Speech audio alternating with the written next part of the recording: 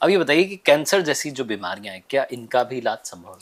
हाँ, ये जरूरी बात है कि बहुत सारे लोग कैंसर के पेशेंट को मतलब असामी मान लेते हैं, डिमोटिवेट कर देते हैं। असामी, हाँ, कि हाँ, ये पैसे कमाने की मशीन बन गया, हाँ, हाँ, हाँ, इससे पैसा ले लो। हाँ, ये गलत है। हाँ, मतलब चलो अब एलोपैथी में चले जाओ, वहां तो वो बिल्कुल सही उसको राय देते हैं जो उनके पास है।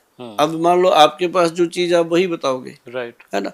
तो उनके पास है कीमो है, हाँ, रेडियोथेरेपी है, वो उनको बता देते हैं पूरी ईमानदारी से कि ऐसे ऐसे होगा, ये होगा, यू ये decided, you right, decided. Right, ठीक है, कर करा के वो उसके बाद उसको ये भी बता देते हैं कि अब 40-50 दिन की जिंदगी है, इसकी सेवा कर लो। हाँ, वो अपनी जगह बिल्कुल सही है, ठीक है, क्योंकि उनके पास जो था उन्होंने बता दिया। ठीक है, अब पेशेंट कहता है कि मैं क्या करूं, मैंने तो लाखों रुपया बर्बाद भी कर दिया, कीमो भी कराई, ये भी कराई, फिर मेरे को तो 45 दिन मिले। फिर वो हमारे जैसे वैद्यों के पास आ जाते हैं। जो चंडीगढ़ पंजाब का एरिया है, हरियाणा हिमाचल का जो एरिया है, वो पूरे का पूरा अपने इंस्टीट्यूट पे फेथ करता है, सुभाष गोयल के ऊपर फेथ करता है। उसका फेथ हमने कभी तोड़ने भी नहीं दिया।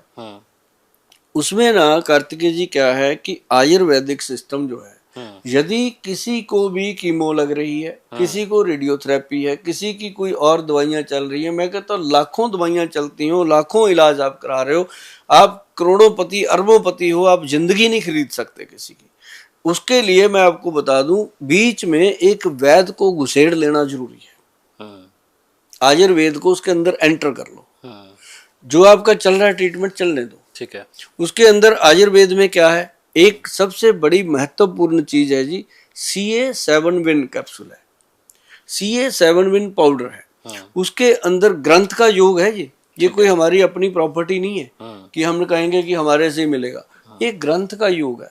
बहुत सारे विद्वान लोग हैं इसको बनाते हैं। जब ऐसे मैं बोलता हूँ ना जी, बहुत सारे जो वैद्य हैं बनाते हैं, लोगों को देते हैं। अब कैंसर के पेशेंट को ही देंगे और क्या करेंगे, है ना। मैं तो इसलिए बताता रहता हूँ कि मरीज को ही देंगे और क्या इसका किला बना लेंगे, तो वो देते हैं। तो अब देखो कार्तिकेय जी, 140 करोड़ की आबादी हो गई है अपने देश की। एक केला सुभाष गोयल कितने लोगों को दे सकता है?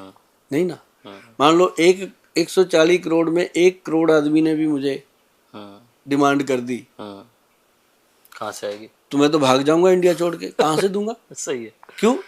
एक करोड़ शीशी का मतलब है कि कितने ट्रक, है ना। सही है। मतलब इसलिए मैं नुस्खे बताता रहता हूँ कि आप घर में बनाओ, किसी वैद्य जी की सलाह लेके बात करो कि गोयल साहब ने ये बताया था, वैद्य जी बताओ, वो वैद्य जी आपकी हेल्प करेंगे। राइट। चाहे वो मेरी रिस्पेक्ट करते हुए करें, चाहे वो मेरे से खुंदक खाते हुए करें, लेकिन वो करेंगे, क्योंकि उनके पास आप पहुंच गए, मैंने आपको एक वैद्य तक पहुंचा दिया।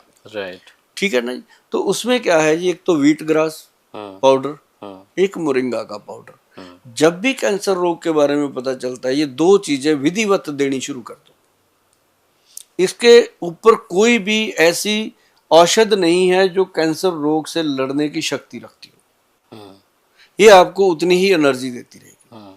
साथ में ये नॉर्मल चीज है, घर घर में पाई जाती है, किसी भी पंसारी से मिल जाएगा। मोरिंगा का पाउडर जो सहजना की फलियां होती हैं उसका, और व्हीट ग्रास कणक के जवारे, गेहूं का जवारा, तो मिल जाता है। और एक जो मैं आपको अभी बता रहा था, CA7 बिन, वो उसके अंदर है जी कैंसर गज केसरी रस।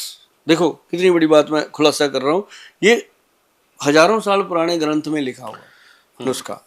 अब पहले भी इसका मतलब कैंसर तो होता ही होगा, तभी लिखा है उन्होंने। बिल्कुल सही। तो वो नुस्खा इतना कामयाब है जी, उसके अंदर हीरे की भस्म डली हुई है, सोने की भस्म डली हुई है, और उसके अंदर चांदी की भस्म डली हुई है। जितने मेरे वैद्य भाई बंधु हैं वो इस बात को जरूर मेरी को समझेंगे कि जहाँ हीरे की भस्म, जहाँ बजर भस्म डल गई, वो चीज कैंसर के रोगी के लिए फायदेमंद है। तो आपको मैं एक बात जरूर कहूंगा कि यदि किसी को कैंसर का प्रॉब्लम है तो वो जाकर के किसी अच्छे सुलझे हुए वैद्य की सलाह लें। उनको पहले ही बोल दें कि वैद्य जी हम आपसे दवाई लेने नहीं आए, आपकी सलाह लेने आए, अपनी फीस ले लो, हमें बताओ। फिर वो वैद्य अच्छे से बताएगा। फिर आते हुए चाहे आपको अच्छा लगे कि ये वैद्य अच्छा बता रहे हैं, दवाई लेके आओ। मतलब पहले उसके दिमाग में ये पिक्चर हटा दो ताकि उसके अंदर लालच पैदा ना हो। तो नहीं तो कैंसर के मरीज को देख के पहले ही डॉक्टर के दिमाग में ये आ जाता है इससे जो मर्जी ले लो।